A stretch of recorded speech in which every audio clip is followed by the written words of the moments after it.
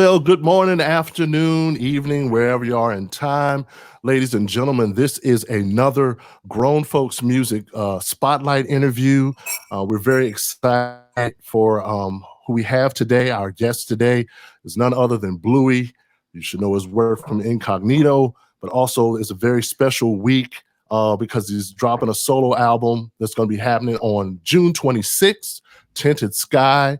And so we just want to talk about not only the new project, but just music and maybe a little bit of the state of the world today. But we want everyone to welcome none other than Bluey. Thank you for having me. Thank you for everybody who's tuned into this. You're a part of us today, and we are happy to be able to celebrate the fact that we're all alive. Mm-hmm. Yeah, that's a very beautiful sentiment.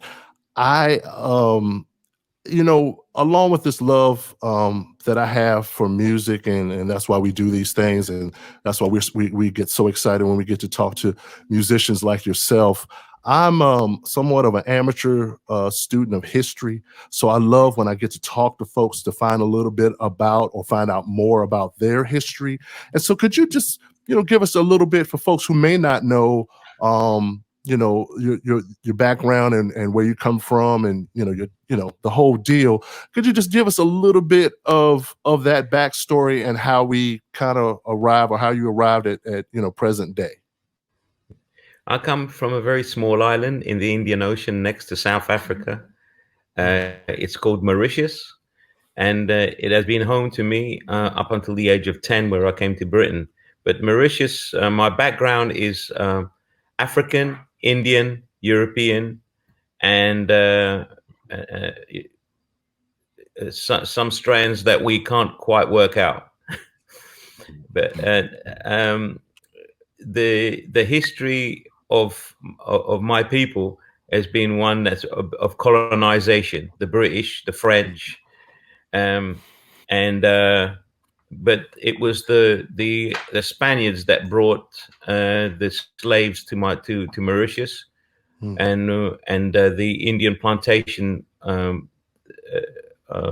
people that came from India. That kind of was the strand from my father's side, and the European people got from my mother's side. I came to England at the age of 10, and much to my surprise, seeing snow for the first time, culture shock, having to wear warm clothes, which I'd never done in my life.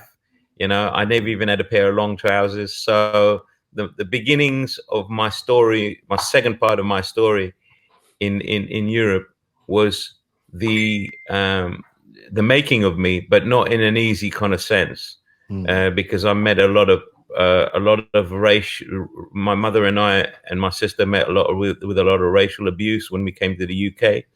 But I had a hidden agenda that saw me through it and has allowed me to become not just a non-victim, but has allowed me to become a person of worth, because I embraced a culture and a sound that is music.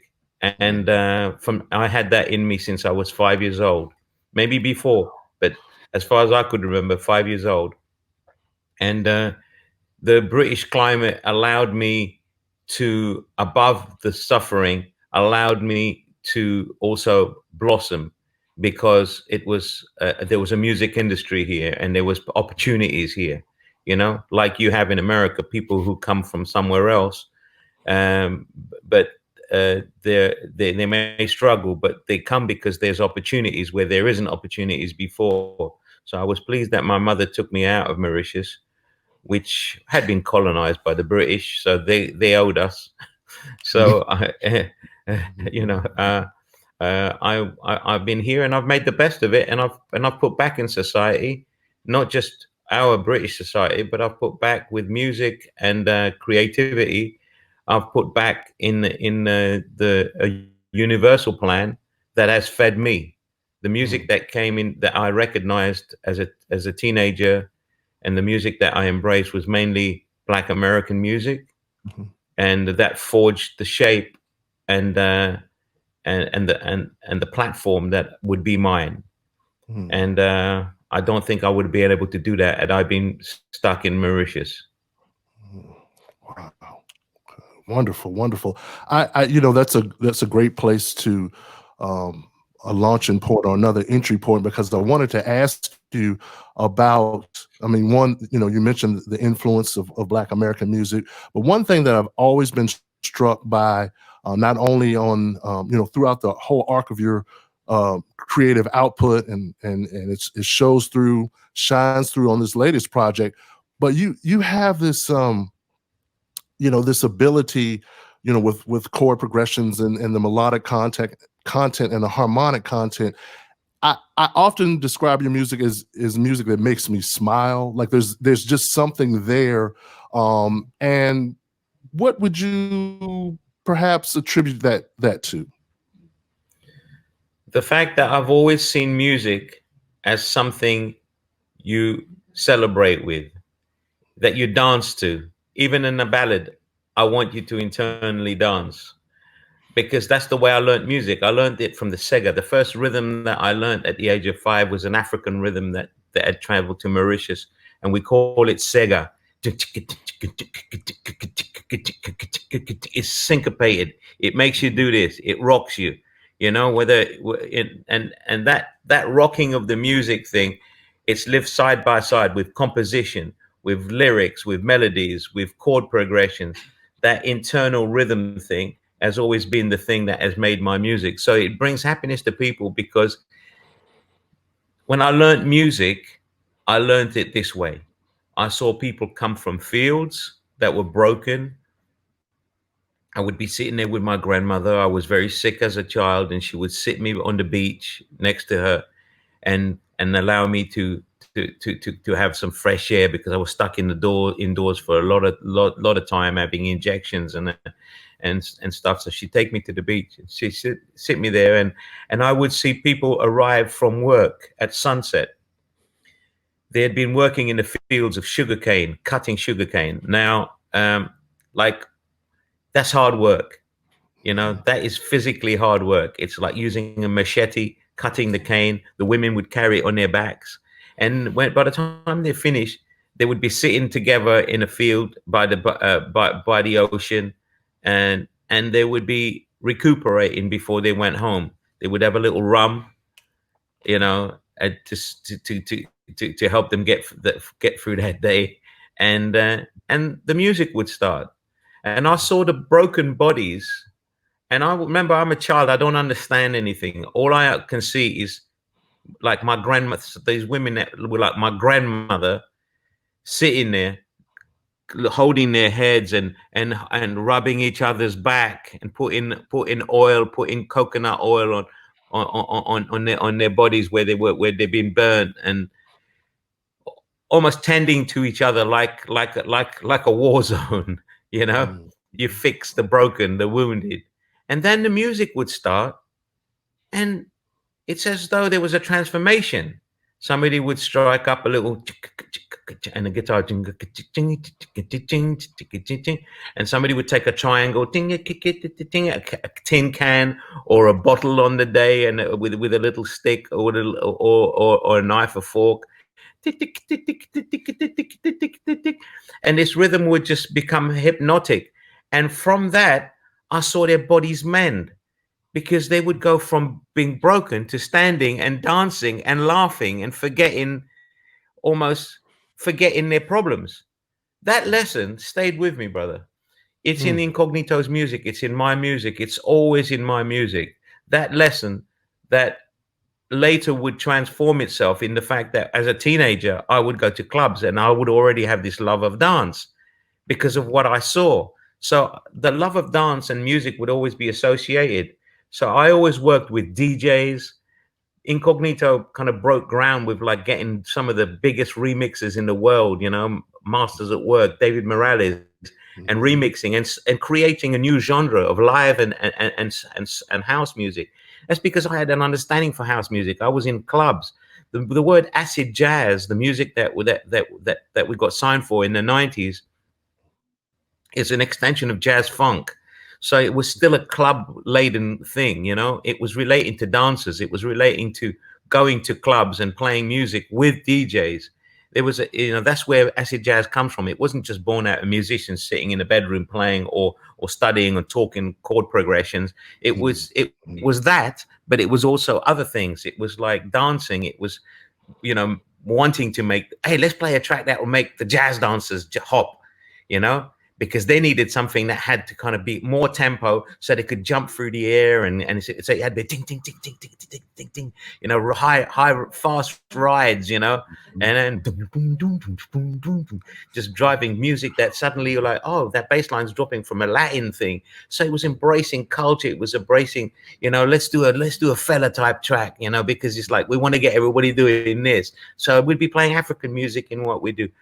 So you'll hear those things in Incognito's music always, because it was there at the beginning of the makings of me. And the beginnings of you are the things that is the thing that you always come back to. So when I'm on stage, when I perform, I'm the 5-year-old kid that saw that stuff, So I want you to be healed. If I see you in a chair, I'll single you out. If I see you in that chair hurting, if I see you with a face that I know you're at a concert, everybody's happy, you're not happy, I know there's problems in your life, I'll single you out. I may not make it obvious to everybody else, but I'll come and I'll wink at you, I'll play, I'll smile at you, I'll work the audience that way, because that's my job. I realized from a very early on that as musicians, if we get the gift, we are here to serve. And later on in life, working with Leon Ware, he made that clear. He said, Bluey, we are servants. We are mere servants. That's what we are.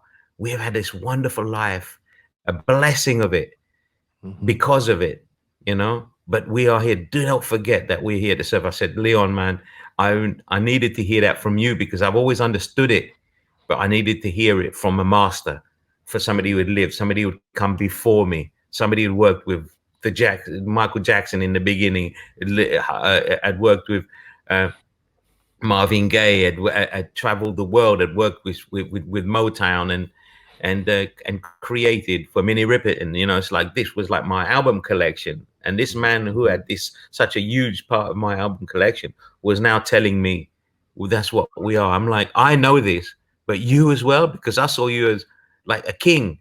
But he said, no, I'm not. I'm a servant. And we do not lose sight of that. Wow. Thank you. That really, wow. I'm just reflecting that was powerful. Speaking of which, we are, as we tape this, clearly, we're dealing with a different kind of world. And, I know for, musicians all over the world, especially those who love to play and perform, it's been a period of transition. How have you been, dealing with our current state of affairs? I have seen cyclones and storms. I've seen total destruction. I've seen people without their homes. They're when I was a child. And after the second and third cyclone, you learn that we recover. You learn that people come together.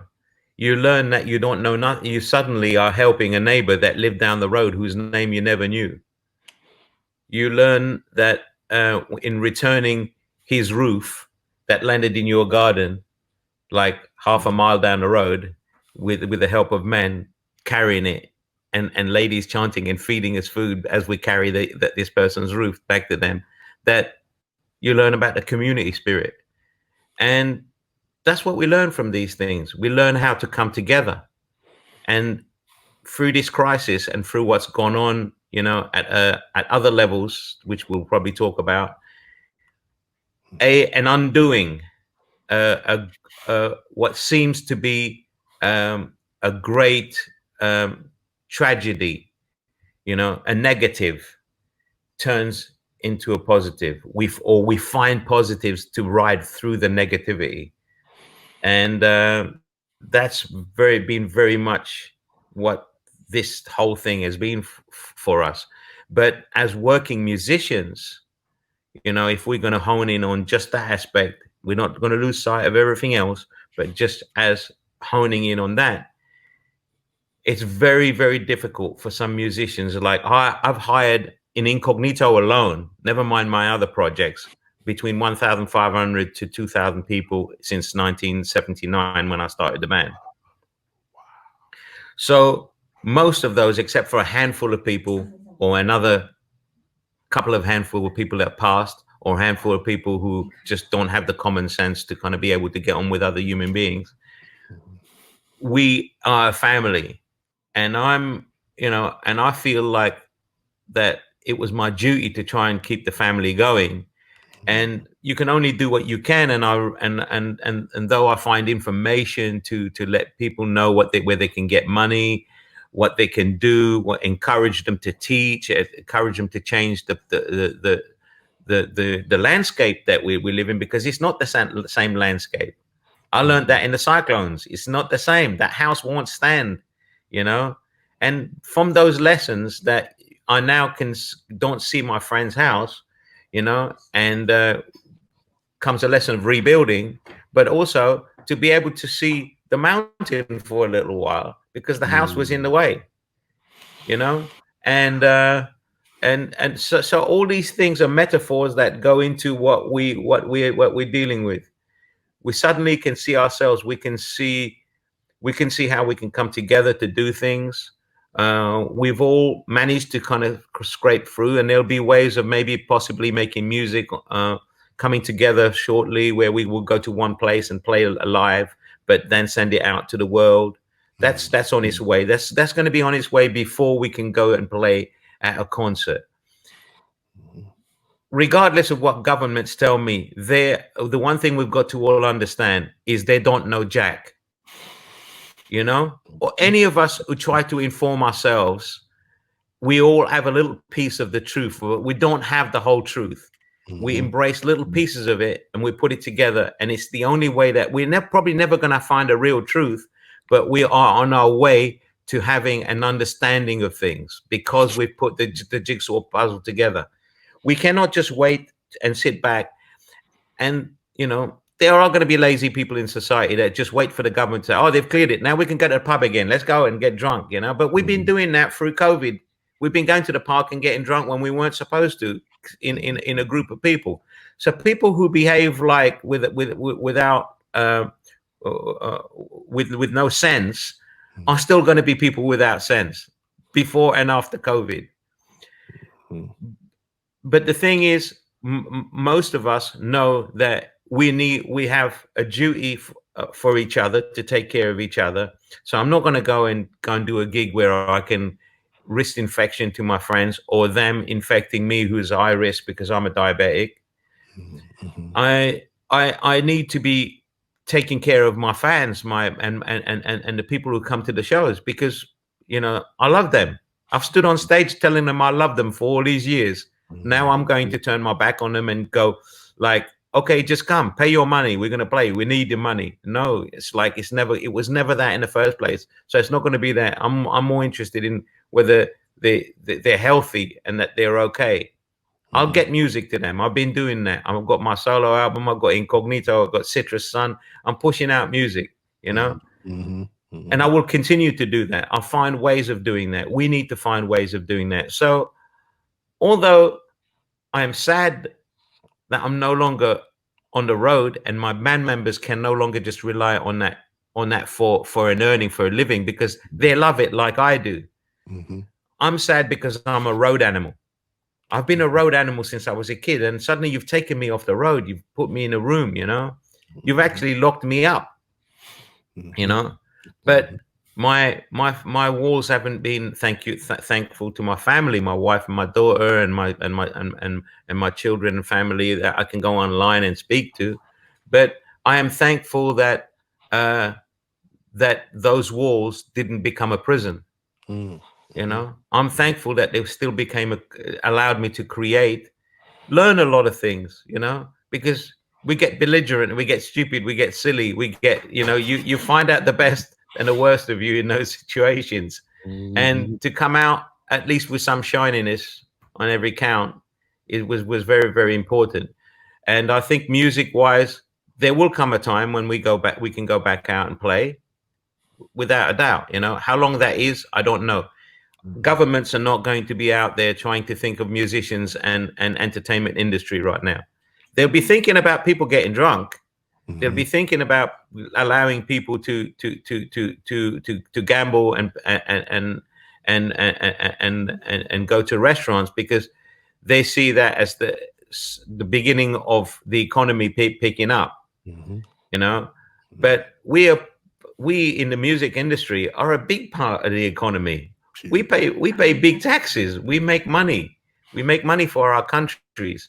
So I hope they have us somewhere in the back of their minds and help us, because we are going to be the last to be considered, because it's not considered as an essential. But people like you and I know that music is essential to us. I mean, I've been buying music like crazy. There's been some musicians out there that made some serious money during this period from me. That's for sure. I've definitely pushed up their bank balance. And I know that it's reflected. I'm not the only one, because I needed the music. I needed not just old music, which I collect, but I needed new music. So yeah, a lot of young people making music have got help from me. And not only that, but because I'm a studio owner and my engineer can still go in, they've had my help. They've been able to make music and have it properly mixed. They've been able to kind of think about a future. They've been able to plan. They've been able to get my advice online. They've been able to come to me and for me to be the hub, because I'm here to serve. Oh, beautiful, beautiful. I wanted to ask you about that. I know a lot of times, in interviews, you may not get into the nuts and bolts, and I won't try to push us to get too much into the weeds, but I am interested in, your thoughts about what makes a great producer. And maybe we can even take that a step further. Your thoughts on, what a great producer is, what a great production is, and the importance of having the terra firma of a great song. So just your thoughts on that. Okay. Number one, music is subjective. So what I would regard a great production, somebody may say, oh no, that's too smooth, that's too slick, or that it's not, or it's too raw, depending on where I've gone with it, or why didn't you have this person on it, because that's their favorite person, it's like, and you've changed that lineup. So people have their own agenda. I can only work through, you can only cipher through yourself, channel stuff, as a producer, you're a channeler, you're an enabler, and that servant thing, that's where you are as a producer, and if you want your production to be really good, really take heed of that. Because if somebody comes in to do a session and you have everything prepared for them and you've gone the extra mile for them, they step in with a joy. They step in with an understanding that you've given them a space and that you're interested in their input. Why use a musician unless you are really interested in their input and their sound? Why this one and not that one? Why not a programming? Sometimes I will go to a great programmer because it'll give me something that a musician won't give me. Sometimes I'll go to a musician over another musician because I understand their personalities. So everything needs to be in place for it to work. There's no set ways. There's no set rules. There's no set rules to songwriting. I will go buy a poster in Japan in a car on the way to the airport and see a big poster saying, Toyota, I love what you do for me. Somebody sitting there in a RAV4 in a car, and I'm thinking, oh, I love what you do for me. I love that. And it becomes an incognito track based on the fact that they're words. I love what you do for me. It's like it's opened something. So where it comes from, it could be seeing something. It could be something that I wake up with the intelligence of the fact that I'm a person who reads, who has a play on words. I could listen to a Joni Mitchell album. I'm not going to write with the poetry of a Joni Mitchell, but suddenly it would woken up the poet in me. you know. So it's the way it works is in different ways. But I like storytelling. As a producer and as a songwriter, I'm always taking note of everything up here, but then it goes on paper, on a pen and paper, and it goes into a little tape recorder, or it goes into writing a song straight away. You know, whether it's with my laptop or with my band, I write every day. There's no day I don't write. And even if a day comes by where I think, oh, well, I haven't physically written a song, I'm prepared for a song because I've taken in that day. You know, I absorb that day into my creative input. You know, my creative input and output cannot be separated from the man. It cannot be. You know, it's like it's who I am. And therefore, as a producer, as a songwriter, I'm taking everything that's happening, an argument, a serious conversation, a joke, a TV program, a film, a book, a sentiment, a look on someone's face. You know, it goes into songs, nature. It never stops. It's never stopped. It's like it's feeding me songs. It's feeding me my production every day. My record collection. Oh my God. You know, it's like, you know, you could survive making music and making fresh new music just from listening and being inspired. And that doesn't mean sometimes it's reflected in things that you've listened to. Sometimes it's copying something. Sometimes it's like, oh my God, it's too close to something that I've listened to. But sometimes it's not. Sometimes it's like, why are you doing this when everybody's doing this? You know, what's coming to your head? You know, it's like, you know, oh man, you know, it's like you're getting away from, you know, no, I'm not. I'm getting into it. No, you know, and but I do listen to people. As a producer, if you get in a band, if you co-write and produce with one person, with Incognito, I have to consider people's voices, the space for the horns, the element of uplifting that we're going to translate from studio to live, the stories I have to tell, because you know I have to make them into, you know, their stories. Some of them are funny, some of them are just stories. Some of them don't have any razzmatazz, but by the time you put music to it, you know, and you lessen it, there are pointers in there that become hooks, that become become a storyline that has carries a vision for somebody who's listening to it that you don't have in your head, because it's a soundtrack. They're making the movie. You're not making this movie. You've just provided the soundtrack, you know. So now they will include themselves. All those elements are in production, in songwriting, and to the point where they've become secondary. But I know that they all need to be in there. That's what makes a good producer. Knowing who to choose, so that you don't need to do a lot except for saying, here is a song played. Because you've chosen the right people. If anything, now you're going to get the surprise of your life, because they're going to put themselves, because you've chosen people with character. If you give somebody your demo and you say play it, and it comes back to you as your demo, why are you bothering getting them in? Why have you got musicians in here? You know, you've got your demo. Some people do this. I was producing George Benson one day in the 90s, and he went back to his hotel, and I was like, oh God, I want for tomorrow's session. Oh man, I heard that Steve Gadd is in town. I got to find him.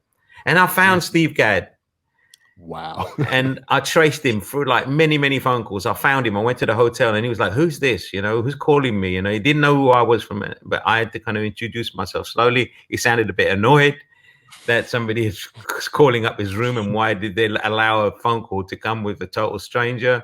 But I blagged it, you know. I was like, you know, I'm a good friend, you know, and so I got through, and then I dropped the my little calling card, because that's what it was. I'm here producing George Benson. Oh, George is in town.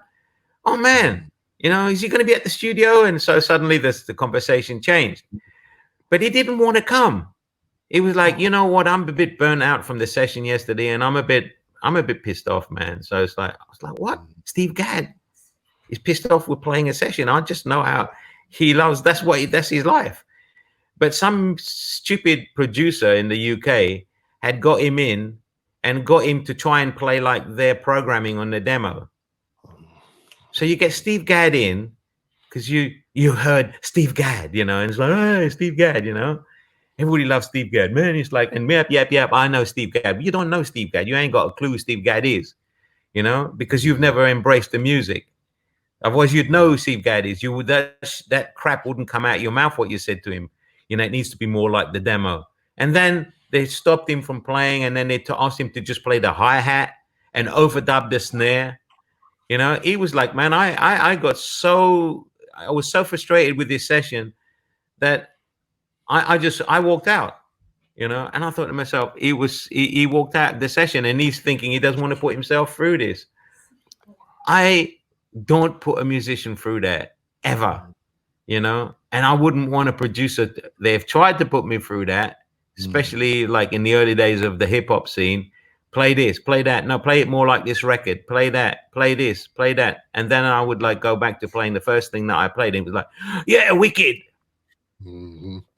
Yep. It's like, that's people who don't know what they're looking for, but that's not the greats. They are always the greats that always know what they're looking for. I aspire to be a great, I'm a working in progress. I don't for 1 minute think that I'm a great, but I aspire to be a great. I'm on that journey.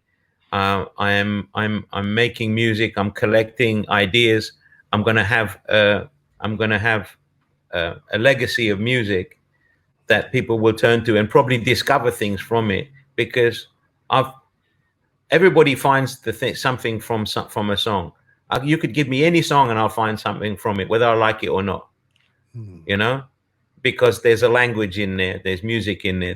I may even I'll find something in it that I can tell you I definitely don't like about music, but I'll find something, because I'm a critical person. I am an absorber. I'm looking for inspiration. Sometimes I'll find it, sometimes I won't.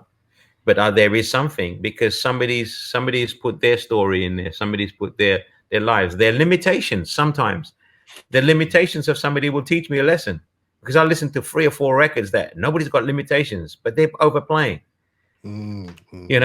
Sometimes it's not just great playing. It's like too much great playing sometimes gets in the way.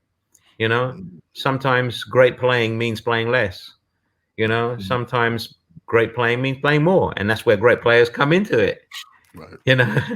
And so that they can.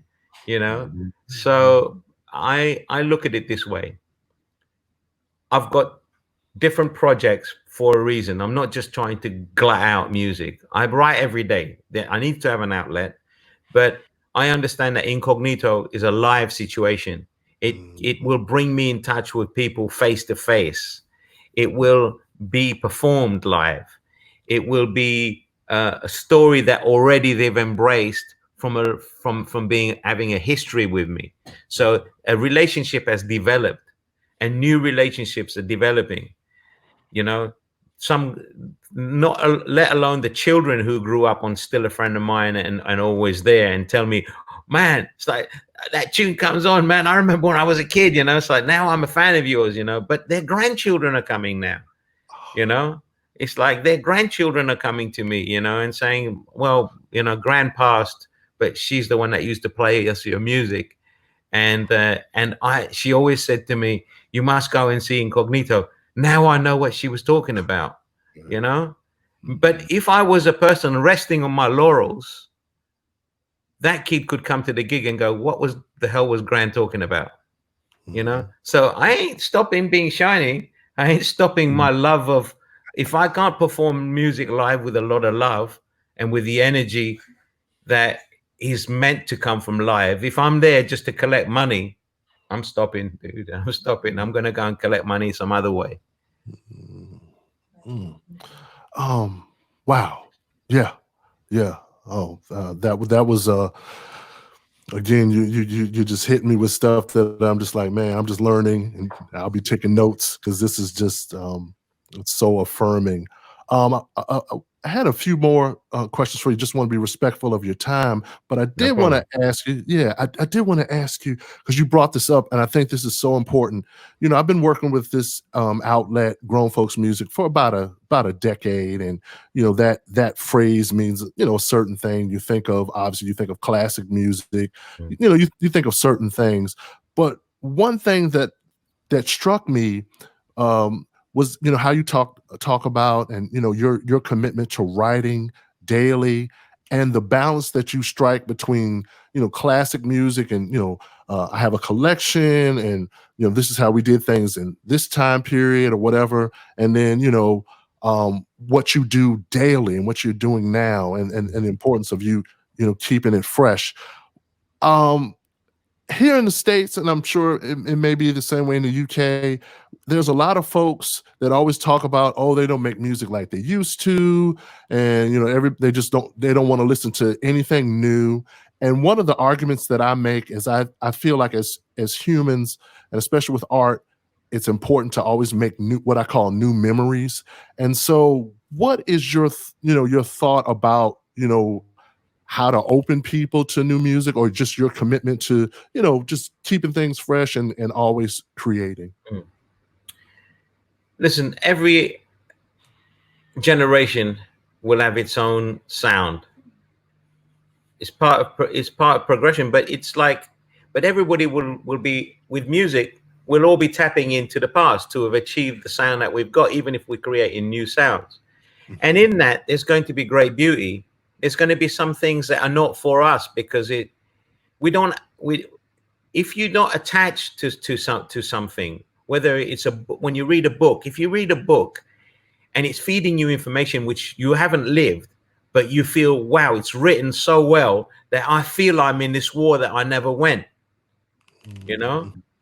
then you can escape into it. Music can be that, or music can be, I'm not interested in this because this book isn't grabbing me because it's got nothing that I identify with. So some people are going to identify with the history of your music. Some people are going to identify with the fact that you've actually come with a new sound, which you heard some new group of kids doing, So it's a fresh kind of approach. If you listen to Butterfly by Herbie Hancock, fantastic piece of music with some of the best of the best, on there playing with him. Then you go forward 35 years and you hear Robert Glasper doing Butterfly with his band. It's different, but are they both things of beauty? Is the composition still a classic? Yes. Has it lasted the test of time? Proof is in the pudding, and the pudding tastes good, So it's like music is something for everyone, but it's not the same thing to everyone, And once we understand that, we can get on with creating the music we need to create and have its importance. Too many people limit themselves to a certain style because that's where their market is. You understand what I'm saying? I understand what I'm saying. And anybody unless you're deaf, unless you choose to be deaf, then you do understand, but you're steering away from understanding. You're not going to accept this because that's where you've decided to go. But for me, for people who are that way, they're never going to be the greats for me. Because unless they've already created something in the past and left another legacy, and where they are now with repeating themselves as part of a new legacy, and they're probably the dons at it because they've actually got this history. But if that's all that you're doing is repeating yourself because a certain group of people may not accept you, or because certain radio stations might not play your stuff, you're not broadening your horizons. You're not looking at where it's what could be, you know. And I love the people within any genre of music that explore horizons, because because for them to explore it means they have the ability to do it. And I love that about their language. I love when people speak broadly. I love conversation with somebody who is intelligent and who is read and who has a way of telling a story. I'm like, I'm in. I like to be in. Get me, capture me, shut me up, because I'm loving it. You know, it's like I like that kind of company. I don't want somebody who's just going to whine away with the same misery all the time, same stories, or repeat the same jokes. People who repeat the same jokes at me all the time, I tend to shy away from them. You know, they're like, "Oh, Bluey ain't hanging out with me." I don't want to listen to your same joke again. You know, I'm done hearing it. I'll smile at you on stage. We'll have a laugh because we're in a moment. But don't come hang out with me because you're gonna do my head in. You know, it's like, and music is like that. Albums are like that. People who, you know, what I love about that music from the 70s, and people say to me, why do you kind of hold on to that kind of so much in your music, is that music was embracing the 60s and the 50s and some of the 40s. And that music was thinking ahead and now feeding the music that we're making in the 90s and the year 2000, you know, and beyond, you know. So it's really important to have that. A classic thing is a classic thing. You know, you can make all the new cars in the world, all right, but unless it can look as good as an E-Type Jaguar, or you know, or a classic American cars from the 50s, you know, unless it roars like a Dodge Charger, you know, and you know, in Vanishing Point, unless it makes that sound, I ain't interested, you know. You know, it's the same thing with what we surround us with, you know, ourselves with. You know, we will put something on the wall, or you know, a painting, an old painting, or and then a modern touch. You know, we mix things up. You know, we make it. The room starts to reflect who we are. You know, it's like, you know, our journeys in life. You know, we collect pieces and we put it, or we put stuff up that our children has done. You know, it's like my daughter made the owl behind me. It's up there because I remember when she made the owl. You know, and that owl takes me to a moment in time. You know, it's like that poster right there behind me. There's an Incognito poster. It's the album. It's the original artwork for Tribes, Vibes, and Scribes. You know, and so there's little things around it that make you comfortable. Music is like that. You know, we collect, we listen, and it becomes a window of memories. You play it from the time you play it. You travel back in time, or you travel forward in some cases in time, because this is new music. You know, this is like, oh man, listen to this. You know, it's like, you know, you know, I Had This Coyote. Whoa, you know, it's like, love this album. You know, it's like, you know, oh, Tom Misch. Whoa, you know, it's like, you know, Yusuf Days. Like, oh my God, you know, they're mixing together. They got together. They're making a record. I've got to listen to that, because already they have a quality of an imprint from borrowed to now, but with an outlook to the future. Yep.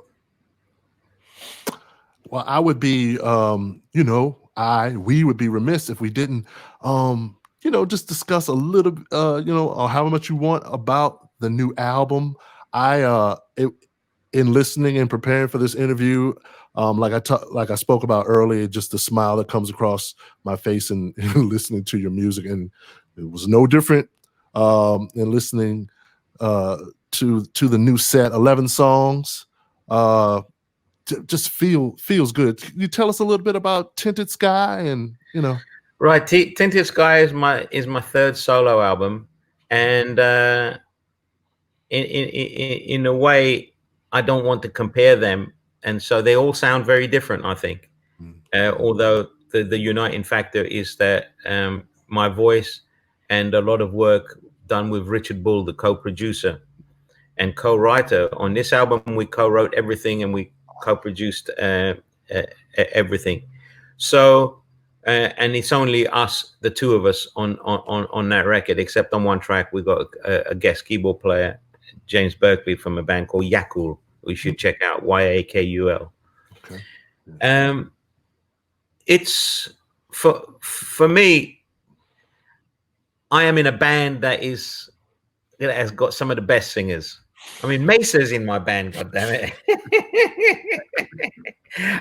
I could write every song I ever write just for her, you know. But then again, because I write every day, some songs suit Tony, some songs will suit Joy, some songs will suit Imani, Vanessa, you know, and the list is endless. We've got hundreds of singers. But some people have left their marks harder than most, people like Mesa. And that kind of quality of voice, it's hard not to kind of say, well, this is the wings that could take these lyrics to the world. So, you know, why am I going to leave my little demo voice on there, you know? But these songs are because I believe that my demo voice belonged to these songs. These songs belong to me. You can go and make your own version if you want. I'll be happy to hear people making versions of my songs, and I'll be the first to put up my hands and say, wow, that's better than mine. I'll be happy because I wrote the damn thing. Right. If you're making me money. but in truth, sometimes, you know, I remember producing a wonderful Italian singer called Mario Biondi, and he's like a #1 singer out there. And did an album with him, with Leon Ware, doing duet, and he had an opportunity to do a duet, rest in peace, and with Al Jarreau, rest in peace.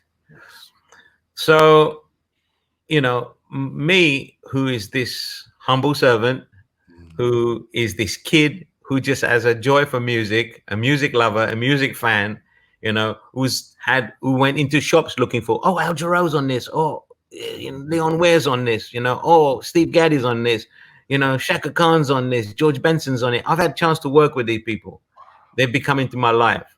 So when I had the chance to work with Al Jarreau, I made sure that I nailed a Jarreau-esque melody so that when he went in the studio, he could nail it.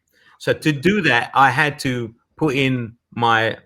make sure that in the duet exchange, in preparing the demo, that I was doing a little vocal that, although I don't sound like him, and nobody can open up their mouth and sound like Al Jarreau unless you have got his skull, his mind, his breathing, you know, and his real individuality, you know, unless you have the makeup of Al Jarreau, which is hard. But I did my best to have a Jarreau-esque feel to the lyric, because I wrote it in mind, you know, even like thinking how he was going to sing the opening line, you know. I was like, I want to hear that coming out of his mouth. And when I wrote it, I said, like, oh my God, I've done it. I know he's going to like it because I can hear it coming out of his mouth. If you can't hear something coming out of somebody's mouth,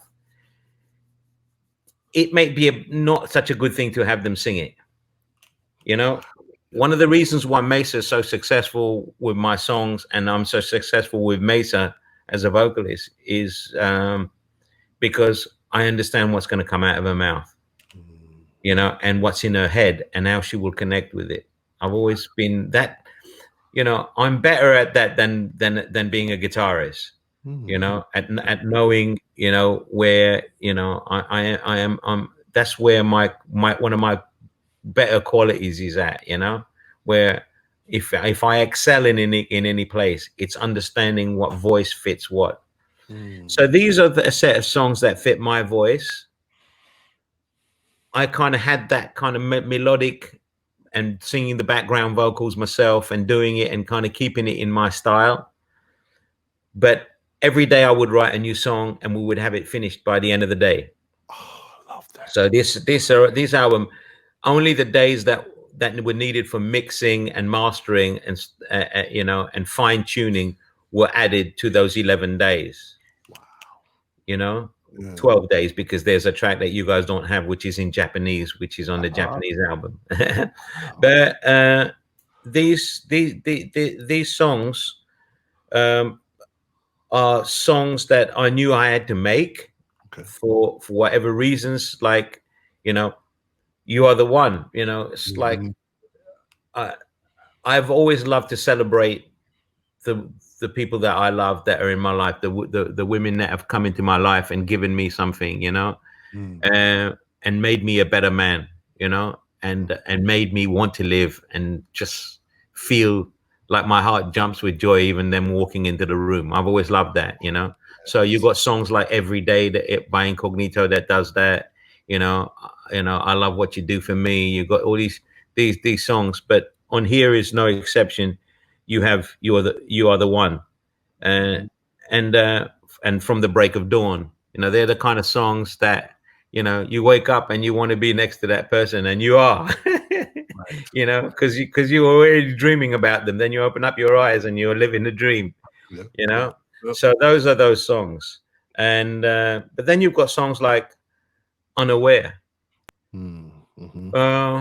Which deal with something that I have to deal with and think about every time my daughter walks out the house, because there's knife crimes is high here in London.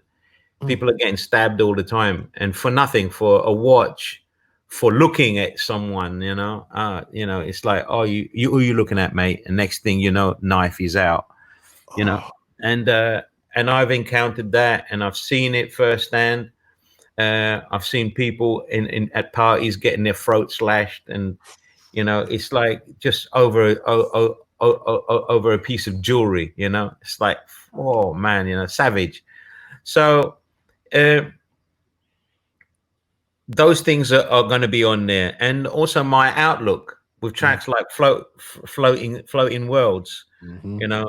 Where I didn't know that they were going to send up a rocket during this period that was going to be the first part of really living out in space, and really the first beginnings of next thing, we're going to build a station on the planet that this is it. This is the part of that plan. And I wrote this song, and if you look at the lyrics of Floating Worlds, it's like we've pushed the world to a place where it can no longer sustain us. We've got rid of rainforest that's supposed to kind of clean our energy. We've got rid of possibilities of cures. Right now, we've got something which we don't even know how to get rid of, when there's possibly things that grow in our jungles, and that we go looking for your chemical experiments. But in the first place, there's probably something out there that would kind of work towards cleansing the body, the lungs, the mind, the soul. And we got rid of those things, and we are getting rid of those things at an alarming rate. The real gold, once we've got rid of the real gold, the stuff that really matter and of worth to us, not the stuff that is just worth nothing because we have no use of it, then we are going to be looking at possibly living out in outer space. And then this stuff went up, and I was like, oh damn, I'm a prophet now. No, in truth, songwriters are, because we're looking at the possibilities of what's beyond us. Book writers, filmmakers, that's what we do. We offer the alternative, and the alternative is very often, it's like many of the movies I watched as a child. I was like, people are like, oh, that's impossible. No, today we live it. Today we live it. It's like, we talk to each other across vast oceans. But the phone was one thing, but we can film, we can make a movie from that same thing, from that same telephone. We can send images, we can do our accounting, we can work, we can do our business from it, from that phone.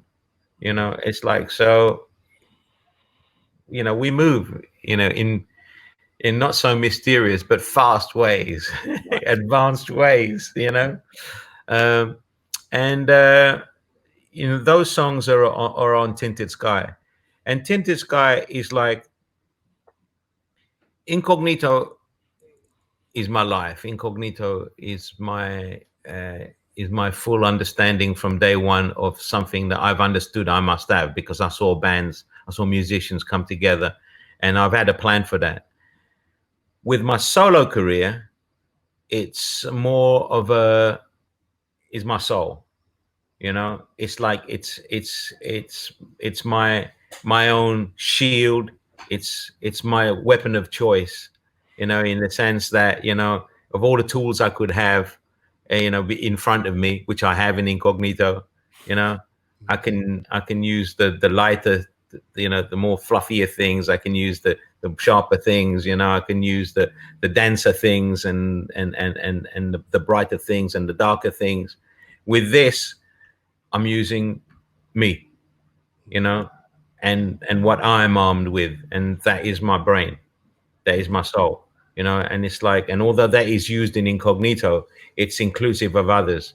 This is not inclusive of others. Only my producer, co-writer, who understands me and understands that it has to kind of, even if he disagrees, it's like maybe about subject matter, it's like this, he's helping me put together as he does as a producer, he's helping me to put together my vision and my outlook on things. But most of the times we do something because we're doing it together, it'll be something that we both agree on. Because again, you come back to this thing of like, if you're going to do something with somebody, why do something that isn't going to be the best thing that you could do together, because you both have an understanding and a clarity of it. So, hopefully also music in my albums with Incognito has a reflection of a very wide world that I come from, and how I grew up in the 70s and what I listened to. It's in there, you can't take George Duke out of it. Right. You can't take Stevie out of it. You just can't extract Marvin from it. It's like Shaka Khan, Rufus. You can't take them out. They're in there. Earth, Wind and Fire, Tower of Power. They're all in there. It's like they're a mixed up. Then they're so mixed up. They're one baby that's like been born of all of them. And but with my solo thing, it's much more reflective of the kind of music that I was working on as a producer and as a writer in the 80s. It's much more from that kind of, from that world, and I like the fact that I can tap into the 80s in my production of my solo thing, because I don't really often do it with Incognito, because it doesn't belong there. It's not how I started Incognito. But I started this solo career things in the late, so I can go back to the 80s and tap in, although it has a lot of current things as well. But stylistically, there's a lot more references to the 80s than it is the 70s or any other period. Well, it is just a great set of music, and like I said, just the joy that comes across when I listen to it. And also, one thing that I did want to make sure that I said to you in this interview is that I just wanted to thank you for, like, in your productions, the prominence of, whether it's a Fender Rhodes or just, I play keyboard, and I've just always, since hearing your music as a teen, just gravitated towards that sound. It's always so tasteful, and it just has this place of prominence. And so I just want to thank you for doing that. I'll send you a link to my radio shows. I'm on Worldwide FM every Saturday at 12. And I've done a guitar special, a bass special, 3-part bass specials. And we've had people like Marcus Miller and Pino Palladino tune in. Where it is a reflection of how those players and those tunes that affected me. But a lot of people write in because they discovered a lot of new music from it. Last week I did a keyboard version of the show, and this week I do the coming Saturday I do part 2. And there you can always have catch up on Worldwide FM on a Monday. So many people go back because the time differences in America and in Australia and in Africa and Europe. It's like people are playing catch up. Many Brazilians don't sleep; they stay up and they join me. But we are on a keyboard special, and I got a feeling that will really appeal to you. Yes, yes. Absolutely, absolutely. Yeah. Well, yeah. I didn't know, if you had any, final words. I mean, this has just been like a real education for me, and I'll say, before, any final words that you may have, that, and maybe you've done this, but if you ever put together, some sort of video series or some sort of series or seminars about, your philosophy, your approach, and I know it's always, it's personal, but your philosophy or approach to production and songwriting, I will be like the first to sign up because I've learned so much. But but any final words that you may have about the project, or just maybe a message to the world, the world of music, or just the world in general, something that you've been thinking about. Well, there's various things that I'd like to quickly touch on. As far as the album is concerned, there's a big lesson to be learned about my solo career, is that I could have started it at a very much younger age. But certain things are worth doing when the time is right. Patience is a virtue, and right now my album has been received so well worldwide, that I don't think I could be in a better place with my solo career.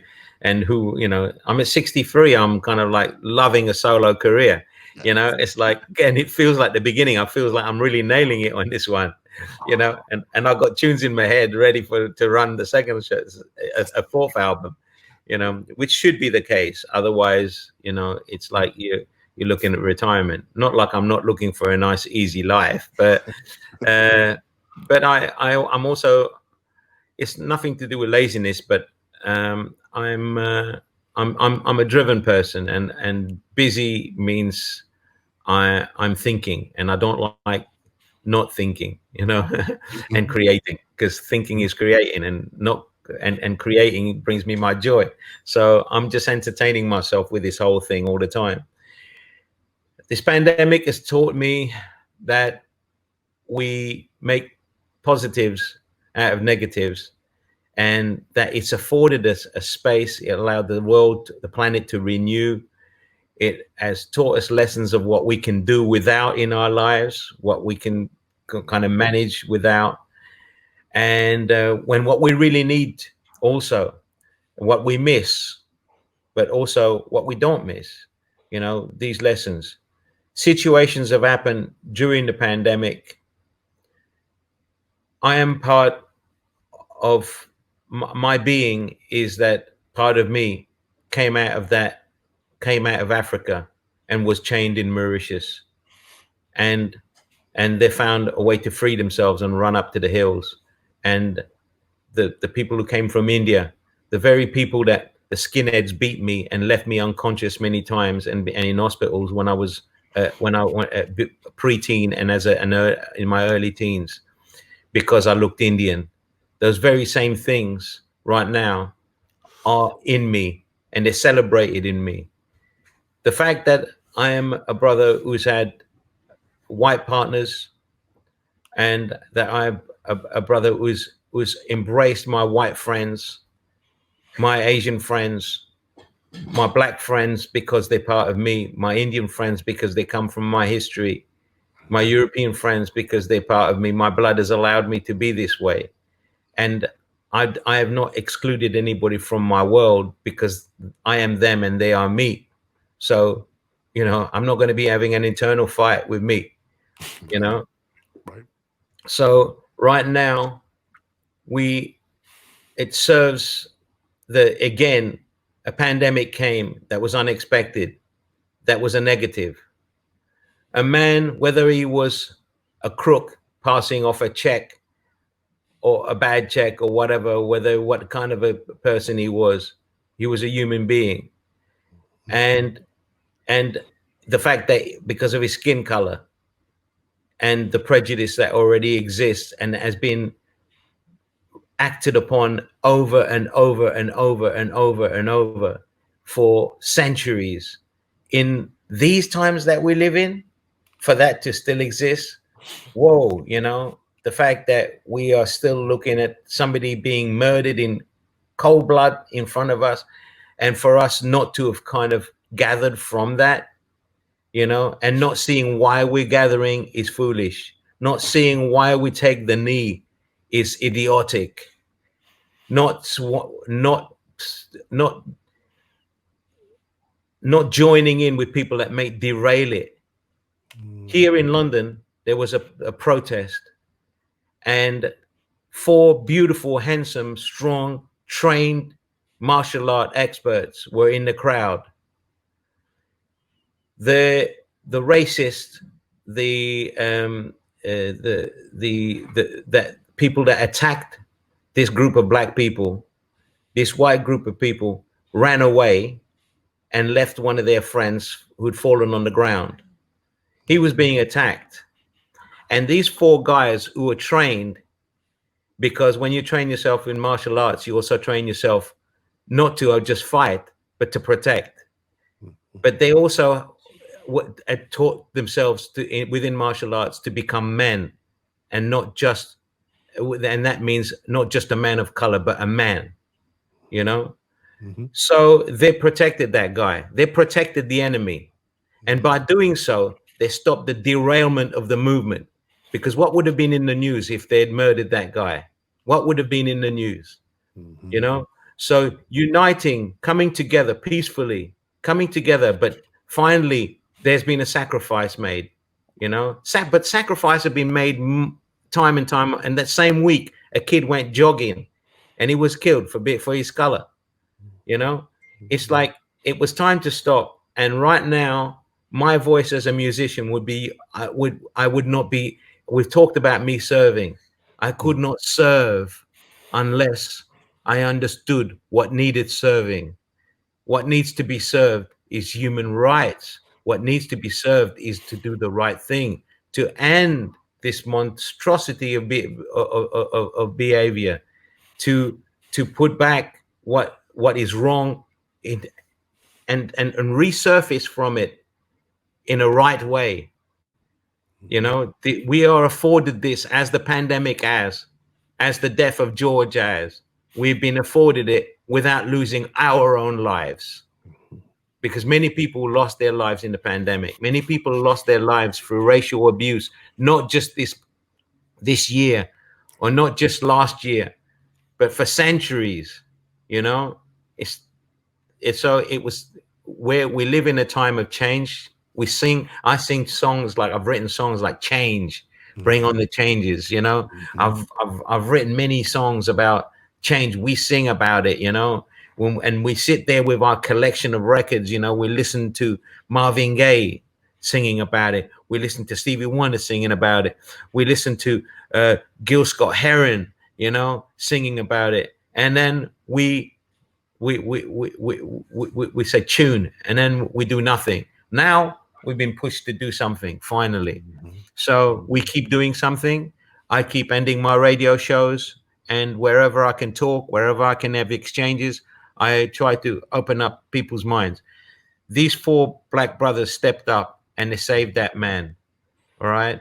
And there are white people and Chinese people and people from or Asian people from all over the world walking with us, protesting with us.